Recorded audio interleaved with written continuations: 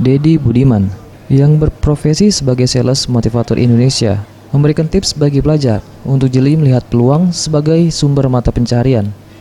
Ditemui usai menjadi narasumber di SMK Muhammadiyah II, dirinya mengatakan dengan memanfaatkan kemajuan teknologi untuk melakukan kegiatan positif, mulai dari pengelolaan medsos yang memperkenalkan produk yang dibuat serta mengunggahnya dengan kalimat motivasi sehingga membuat banyak orang dan netizen tertarik dan mengikuti perkembangan produk tersebut.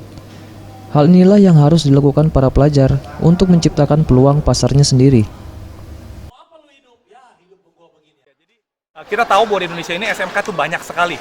Ada kurang lebih siswanya ada 4,6 juta jiwa. Pemerintah sudah membuat sesuatu untuk meningkatkan kualitas dari SMK. Tapi gerak dari pemerintah nggak cukup, harus didukung oleh dari dunia industri, dunia usaha. Supaya apa? Supaya pergerakan ini akhirnya menghasilkan sebuah momentum. Jadi kita bergerak bareng-bareng membantu anak SMK. Kenapa? Karena SMK itu kan lulus mereka harus kerja. Nah kalau mereka tidak didukung oleh orang-orang yang ngerti tentang dunia usaha, akhirnya sulit sekali. Jadi kita bersama-sama, saya berharap saya dengan Ibu Yulias dari dunia pendidikan, kita berkolaborasi untuk menghasilkan anak-anak yang kompeten, sehingga ketika masuk dunia kerja, mereka siap. Dirinya menambahkan, kesempatan bagi pelajar untuk berwirausaha ini cukup terbuka. Asal dengan merubah pola pikir setelah sekolah harus mencari penghasilan sendiri.